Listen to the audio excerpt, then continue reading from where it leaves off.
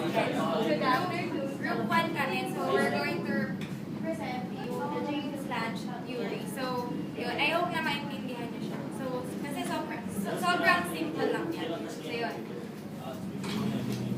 So, isang araw, may isang lalaki na nangangalang Alec. Lalaki.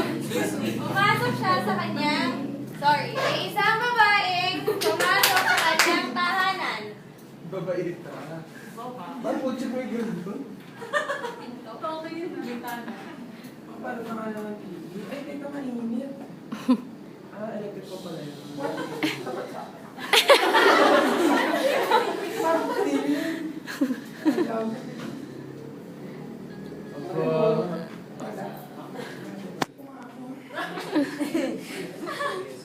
To the left, to the Bayan? right. Yan na lagi commercial. Paparapapa. Sa ulo. Jollibee. Pero naisipan niya na mainit pa pala, kaya nilakasan niya ang electric fan. Or. Ay!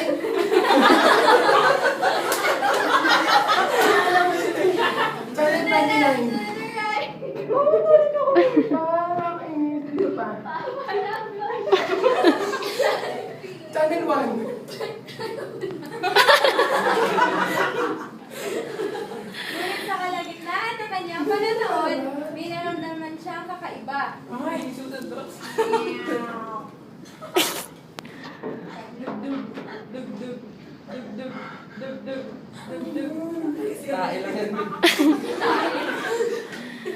Ay!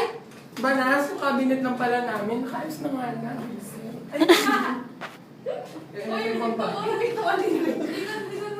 Kaya naisipan niyang lumabas at maglakad-lakad sa kapitiran.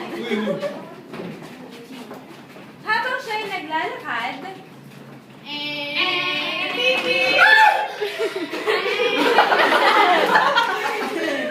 ang bad vibes! Napakatawag Disney. My God, muntik ba akong mamatay?